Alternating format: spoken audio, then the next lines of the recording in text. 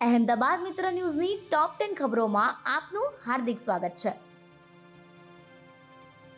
વિદ્યાર્થીની હત્યા બાદ સેવન્થ ડે સ્કૂલમાં ઓનલાઈન શિક્ષણ શરૂ. સેવન્થ ડે સ્કૂલમાં એક અઠવાડિયા બાદ આજે ફરીથી શિક્ષણ કાર્ય ઓનલાઈન શરૂ કરવામાં આવ્યું છે. ધોરણ 6 થી 12ના વિદ્યાર્થીઓ માટે ઓનલાઈન ક્લાસ શરૂ કરવામાં આવ્યા છે. ડીઈઓ કચેરીના 4 અધિકારીઓને સ્કૂલમાં ડેપ્યુટ કરવામાં આવ્યા છે, જેથી જે વાલીઓ સ્કૂલમાંથી પ્રવેશ નીકાળીને અન્ય સ્કૂલમાં પ્રવેશ મેળવવા ઈચ્છતા હશે તેમને ટીમ દ્વારા મદદ કરવામાં આવશે. આવતીકાલે સ્કૂલની નોટિસનો સમય પૂર્ણ થતાં સ્કૂલ દ્વારા જવાબ રજૂ કરવાનો રહેશે.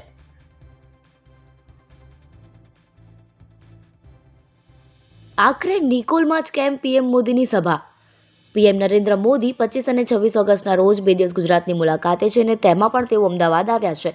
પીએમના કાર્યક્રમમાં જાહેર સભાનું આયોજન પૂર્વ વિસ્તારમાં નિકોલ ખાતે કરવામાં આવ્યું છે. રાજકીય નેતાઓમાં ચર્ચા છે કે નિકોલમાં જાહેર સભા કરવા પાછળનું કારણ એ છે કેમ કે અમદાવાદના પૂર્વ વિસ્તારમાં છેલ્લા કેટલાય સમયથી ભાજપ પ્રત્યે નાગરિકોમાં ભારે રોષ જોવા મળી રહ્યો છે. કરોડો રૂપિયાના વિકાસ કાર્યોની કામગીરી અને જન પ્રશ્નોનું નિરાકરણ ઝડપી નથી આવતું. એ રોષને ઠારવા પૂર્વ વિસ્તારમાં પીએમનો રોડ શો અને જાહેર સભા રાખવામાં આવી છે.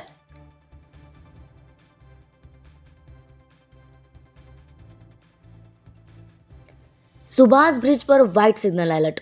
ધરોઈ ડેમમાંથી સાબરમતી નદીમાં છોડવામાં આવેલું પાણી અમદાવાદના સુભાષ બ્રિજ ખાતે રાત્રે 10 થી 12 વાગ્યા વચ્ચે પહોંચશે, જેથી સુભાષ બ્રિજ ખાતે વ્હાઇટ સિગ્નલ એલર્ટ આપવામાં આવ્યું છે. વાસણા બેરેજના કુલ 25 ગેટ ખોલી 30,836 ક્યુસેક પાણી છોડવામાં આવી રહ્યું છે, જેમાં ક્રમશઃ વધારો કરવામાં આવશે. વાસણા બેરેજના દરવાજા ખોલવાની ફરજ પડતા નીચાણવાળા ગામોને સાવચેત કરાયા છે.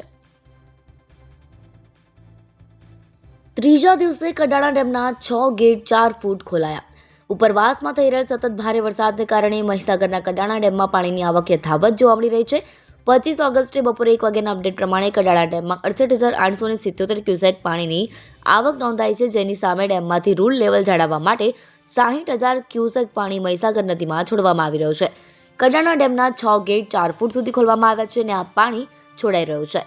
આ સાથે ડેમનું હાલનું લેવલ 415.08 ફૂટ પર પહોંચ્યું છે, જ્યારે ડેમનું કુલ લેવલ 419 ફૂટ છે. ડ્રગ્સ માફિયાઓને ડામવા 6 anti narcotics task force unit બનશે. ગુજરાત સરકારે રાજ્યને ડ્રગ્સ મુક્ત બનાવવા માટે વધુ એક મોટું પગલું ભર્યું છે. આ માટે રાજ્યમાં ઝોન મુજબ કુલ 6 નવી anti narcotics task force ANTF unit શરૂ કરવામાં આવશે, જે ડ્રગ્સના વેચાણ, હેરફેર અને ઉત્પાદન પર અંકુશ લગાવશે. આ યુનિટ્સની સ્થાપનાથી ગુજરાતમાં ડ્રગ્સ સામેની લડાઈ વધુ મજબૂત બનશે. આ 6 નવા ANTF યુનિટ્સ ગાંધીનગર, અમદાવાદ, સુરત, વડોદરા, રાજકોટ અને બોર્ડર ઝોનમાં કાર્યરત થશે. આ ઝોનલ માળખું રાજ્યના દરેક ખૂણામાં ડ્રગ્સ નેટવર્કને તોડવામાં મદદ કરશે. સિરિયન યુવકે દુબઈ થઈને સિરિયા $1,500 મોકલ્યા. પીએમની જાહેર સભા પૂર્વે અમદાવાદ ક્રાઇમ બ્રાન્ચે ગઈકાલે ગાઝાના પીડિત નાગરિક તરીકે ઢોંગ કરીને મસ્જિદોમાંથી દાન એકત્ર કરતી સિરિયન ગેંગનો પર્દાફાશ કર્યો.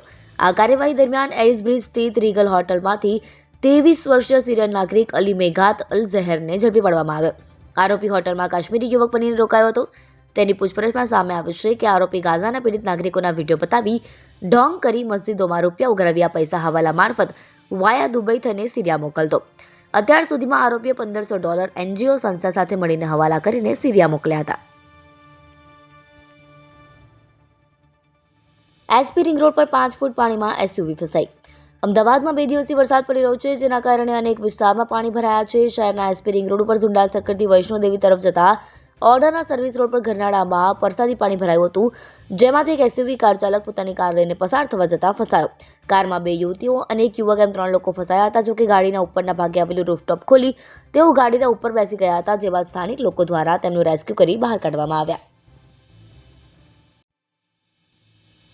અમદાવાદમાં સાબરમતીનું રૌદ્ર સ્વરૂપ. નદીમાં 2 સિક્યુરિટી ગાર્ડ ફસાયા. અમદાવાદમાં સાબરમતી નદીએ રૌદ્ર રૂપ ધારણ કર્યું છે. ધરોઈ ડેમ અને સંત સરોવરમાંથી પાણી છોડાતા રિવરફ્રન્ટ પર પાણી ફરી વળ્યા છે. AMC ઊંઘતું રહ્યું અને રિવરફ્રન્ટ પર પાણી ફરી વળ્યું. જે રિવરફ્રન્ટના વોકવે પર પહેલા સહેલાણીઓ સાયકલ ચલાવતા જોવા મળ્યા હતા, ત્યાં હવે પાણી અને સાપ જોવા મળી રહ્યા છે. પાણીના ધસમસતા પ્રવાહમાં બુલેટ ટ્રેનની કામગીરીનો સામાન પણ તણાઈ ગયો. આ બધા વચ્ચે નદીની વચ્ચેના ભાગે કન્ટેનરમાં 2 સિક્યુરિટી ગાર્ડ પાણી વચ્ચે બેસેલા જોવા મળ્યા હતા.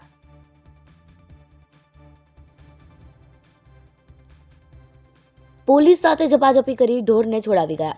અમદાવાદમાં હવે જાણે કે પોલીસને કોઈ ભય જ ન રહ્યો હોય તેમ લાગી રહ્યું છે. સ્થિતિ તો એટલી ખરાબ વણસી છે કે ગુંડાઓ હવે પોલીસ સામે પણ દાદાગીરી કરતા થઈ ગયા છે. અમદાવાદમાં રખડતા ઢોરને ડબ્બે પૂરી લઈ જતી ગાડીને રસ્તા વચ્ચે રોકી ગુંડાઓ પોલીસ સાથે ઝપાઝપી કરી રખડતા ઢોરને ભગાડી ગયા. 2 ગુંડાઓએ પોલીસ કર્મચારીઓને પકડી રાખ્યા અને એક ગુંડો ડબ્બામાં જઈને રખડતા ઢોરને છોડાવી ગયો.